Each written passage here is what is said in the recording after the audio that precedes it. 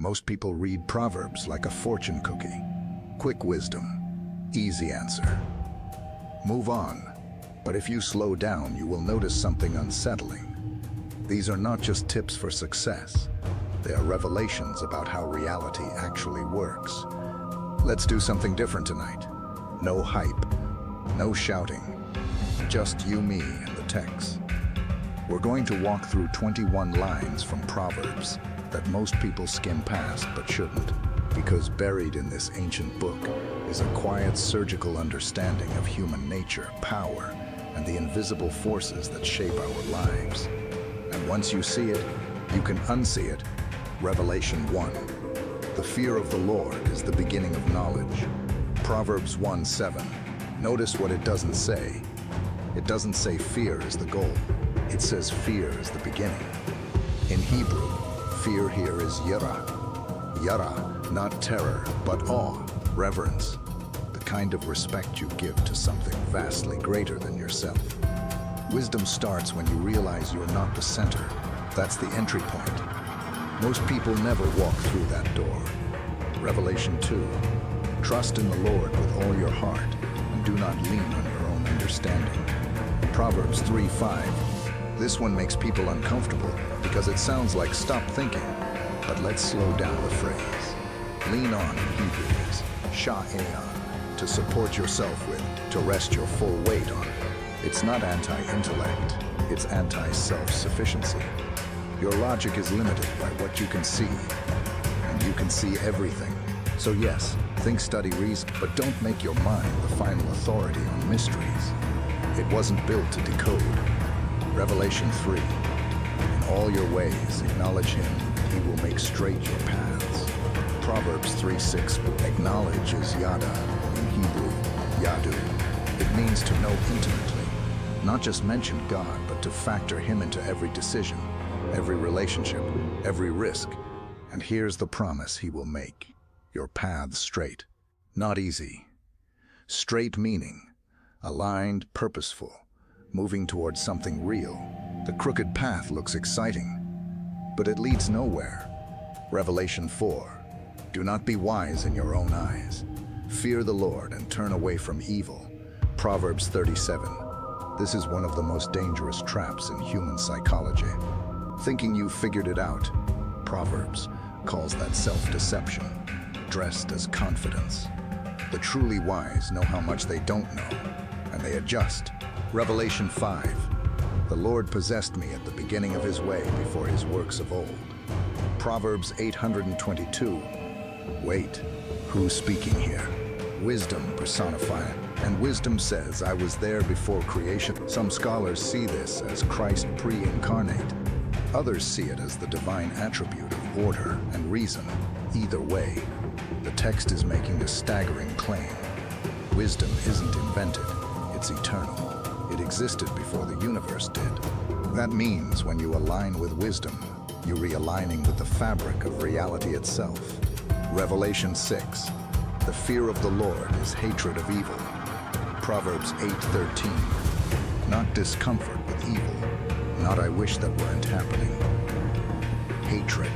The text is saying, if you truly revere God, you will develop a visceral rejection of what destroys. Lies, manipulation, cruelty, corruption. You won't be neutral. Revelation 7.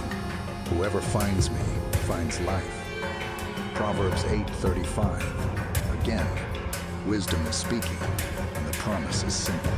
Find wisdom, find life. Not just survival, not just success. Life, the kind that feels awake, aligned, and deeply real. Revelation 8. The wise lay up knowledge, but the mouth of a fool brings ruin near.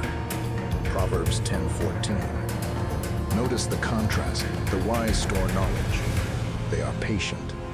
They build reserves. The fool speaks constantly, and every word accelerates his collapse. Proverbs is obsessed with the power of speech, because words do not just describe reality, they shape it. Revelation 9. When pride comes, then comes disgrace, but with the humble is wisdom. Proverbs 11:2. This is not moral advice, it's a pattern observation. Pride blinds. It makes you overestimate your position and underestimate threats. Humility keeps your eyes open. That's why wisdom lives there. Revelation 10. Whoever belittles his neighbor lacks sense, but a man of understanding remains silent. Proverbs 11:12.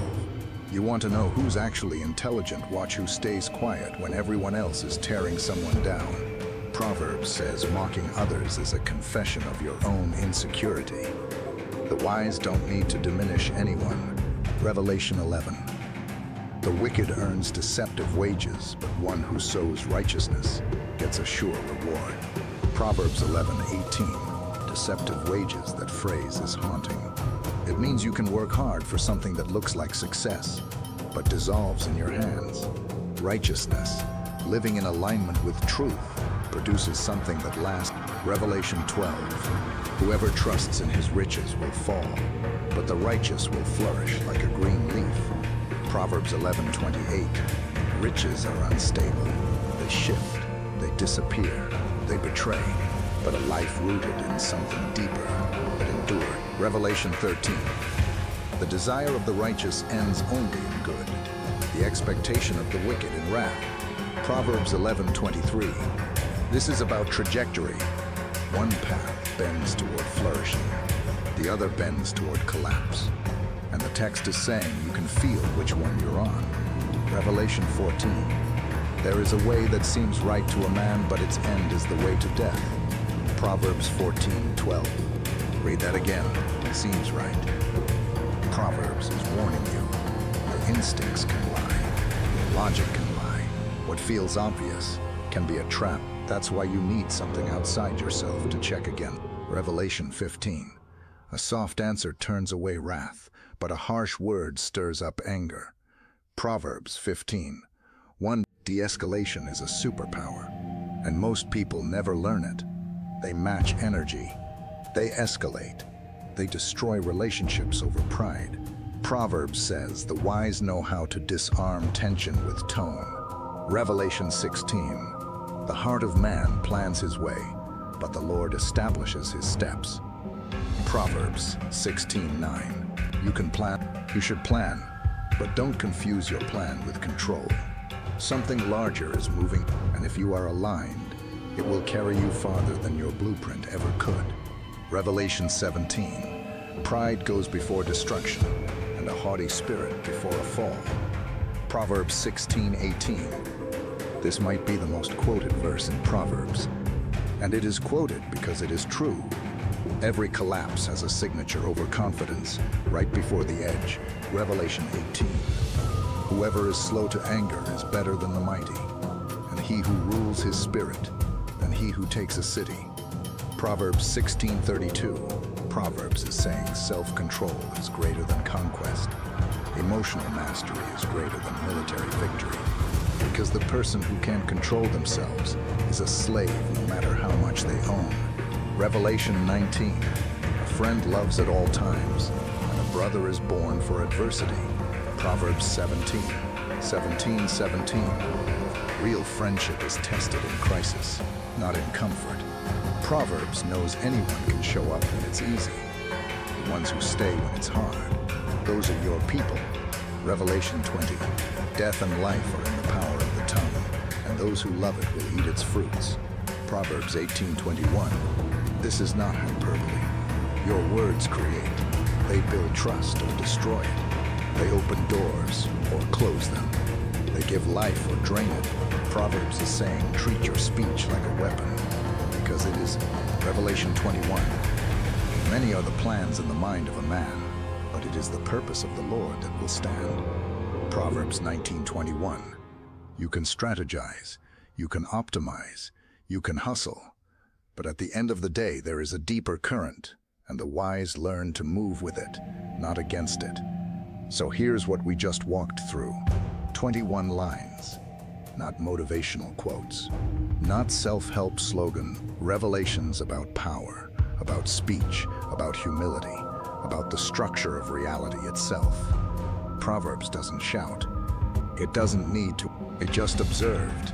And if you slow down long enough to listen, you'll realize this book has been right about human nature for 3,000 years. It knew about pride before psychology did. It knew about the power of words before neuroscience did. It knew about alignment before anyone called it purpose. And it's still here, still quiet, still true. So here's my challenge. Go back and read Proverbs again, not for inspiration, for instruction. Because buried in that ancient text is a manual for how to live in a world that constantly tries to pull you off course. And once you see it, you won't be able to ignore it. Think about that.